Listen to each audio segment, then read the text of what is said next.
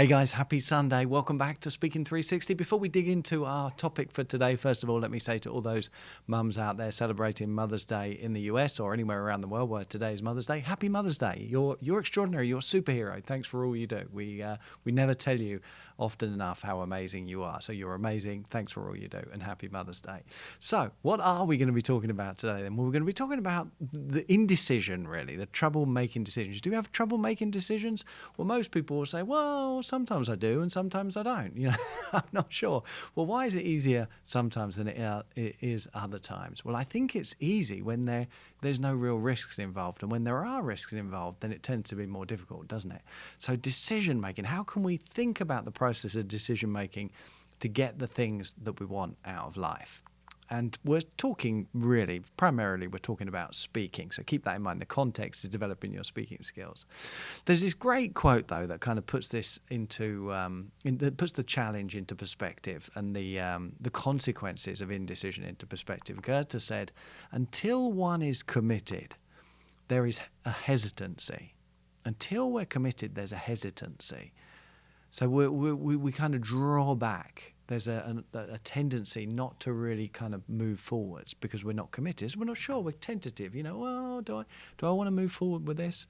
And so it seems like, well, I want to keep my options open. But the big problem with this, and he says at the end of this quote, it's a much longer quote. I'm just looking at the first part of it and the end of this. He says, well, whatever you do or dream you can do, begin it. You have to begin it. You have to start because boldness has genius, power, and magic in it. So boldness gives us access to genius, power, and magic if we start, if we're bold. And in order to do that, we need to make a decision. Very often, though, we don't make decisions, do we? We don't make decisions. And I think fear is a big problem because we're like, well, what if it goes wrong? What will people think of me? What if I make the decision that I'm going to speak in front of those 7 people at the next event, but I make a fool of myself? What will they think of me then? And so we think it's too risky, I'm scared, I'm not going to do it. And that's a problem because if we don't start, if we don't embark on that process, then 2 things really, and we've talked about this in previous weeks, but fear has, the consequences of fear, number one, or one of the big things, is if you avoid the things you fear, you never find out if the danger is real. And of course we know with speaking intellectually, the danger isn't real. So I think that's very important to keep in mind when we're talking about developing our speaking skills. We're not in harm's way. We're not in harm's way. It's only our ego that risks being bruised. So, and if we avoid the things, if we run away from the opportunities, we never find out that. We never find out that the danger isn't real. It's only by testing it that we uncover it as a fraud.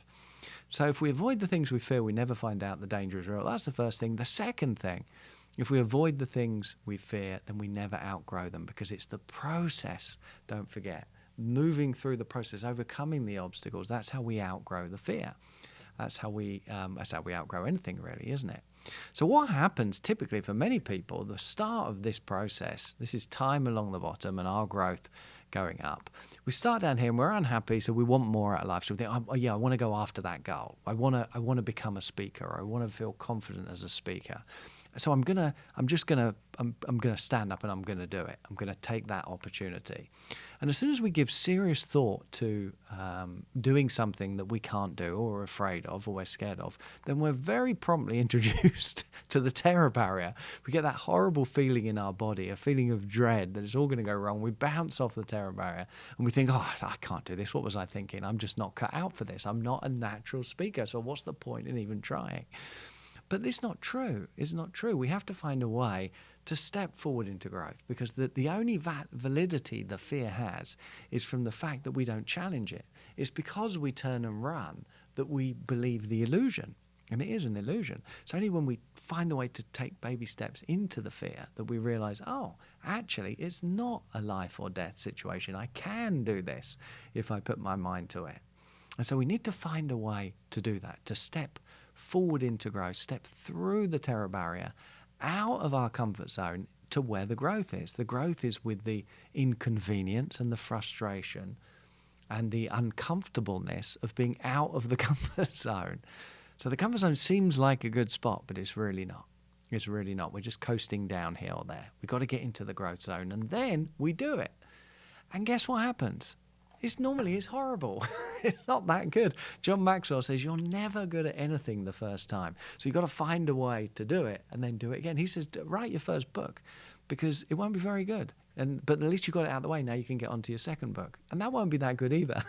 He said it was 8 books before people started buying them, really. So we've got to find a way to do it. But let's just be prepared that it's not going to go perfectly. It's not going to go perfectly, and that's okay. We'll do it again. We'll take the next opportunity. It'll be a little better. And still not great, but a little better. And the next one a little better, and the next one a little better. And then eventually we'll realize, I'm actually getting quite good at this, and we'll look back and we won't recognize the person we were who started out. But we got to go through that process of growth in order to get there. And it all starts, of course, with a decision, doesn't it? It starts with a decision. And most people won't make that decision unless they can do it in one mighty leap, one bound. Like I'll build up and I'll build up and build up, and then I'll just do it in one quantum leap. Doesn't work like that. Doesn't work like that. And it also doesn't work by getting the right book or finding the right guru and getting the secret to doing it in one teeny little step by magic. I'll just pay enough money so that I can just do it in one go.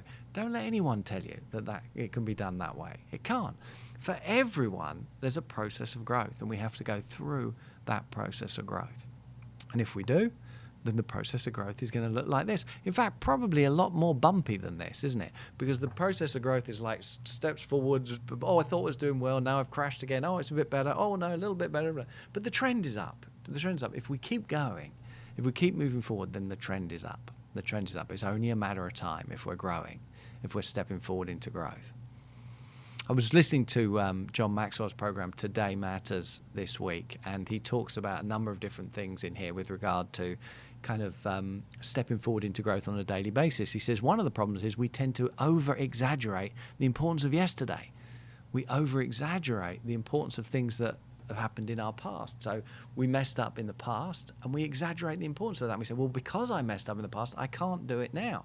So what's the point in trying? That's not true. That's not true. We all make mistakes. It doesn't mean that we can't learn how to do those things. It just means that we don't yet know how to do them. So he says the first problem is we over-exaggerate the importance of yesterday. Then we overestimate the importance of tomorrow. I'll do it perfectly at some point in the future, tomorrow, when I've got time to really do a good job of it. I haven't at the moment. I'm busy. So I'll put it off until I can really do it properly, and then I'll do it, I promise. And we overestimate the importance of tomorrow. And he said, we underestimate, this is the vital importance really, we underestimate the importance of today, what we can do today.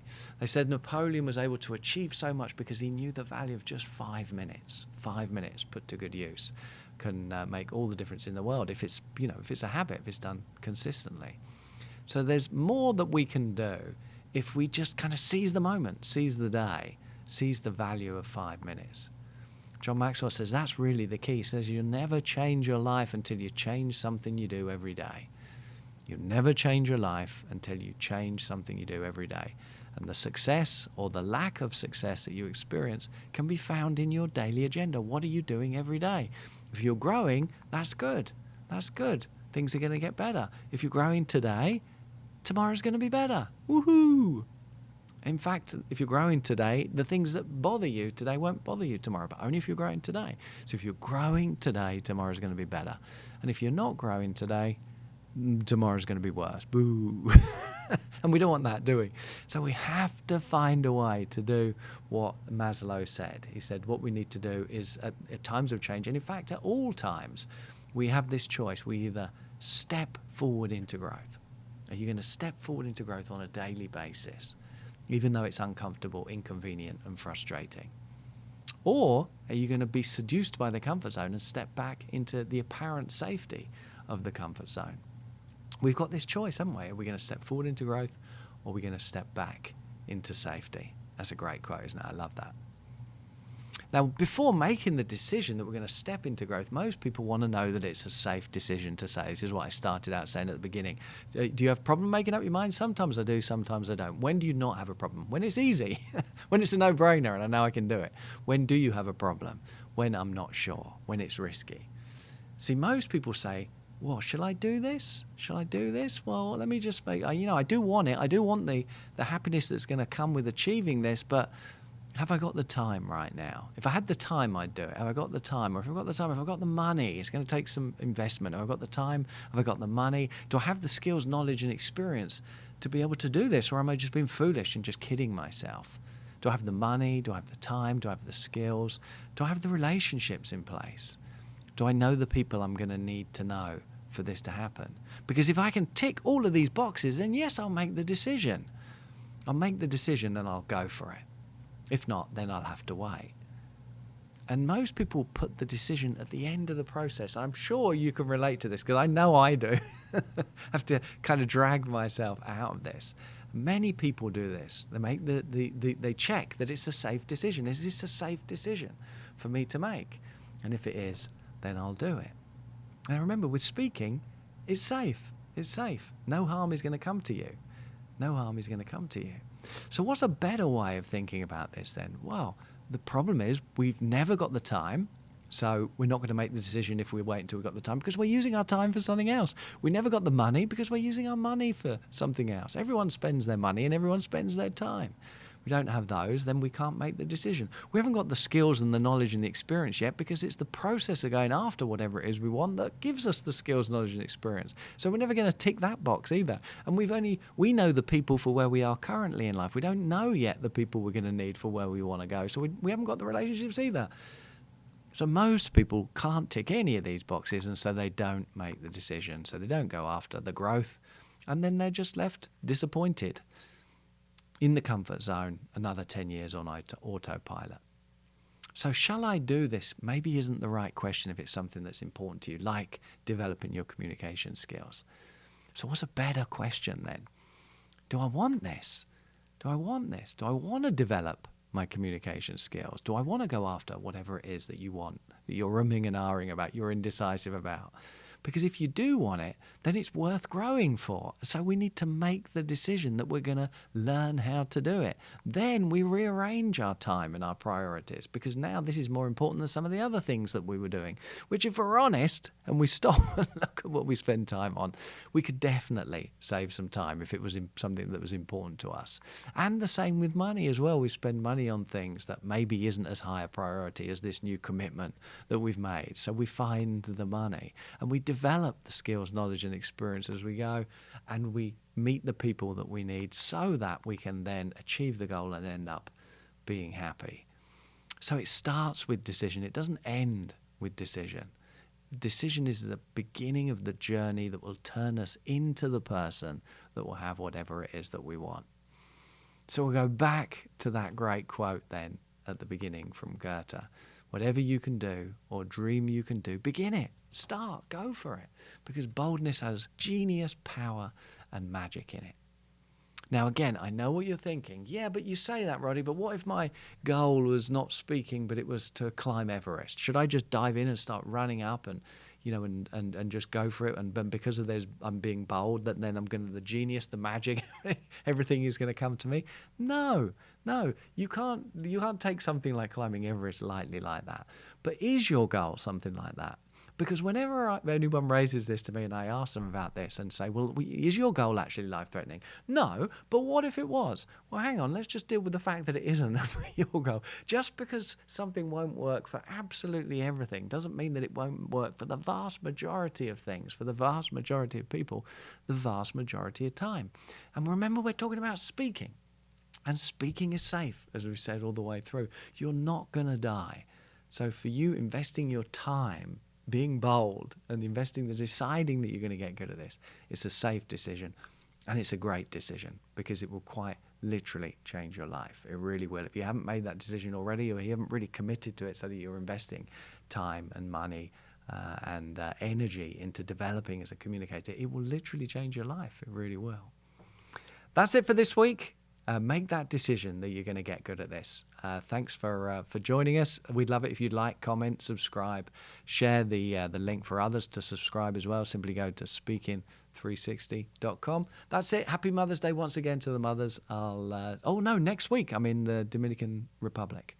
So I might be back. No, I'll be traveling back. Yeah. So I won't see you next week, but we'll be back after the country transformation part 2.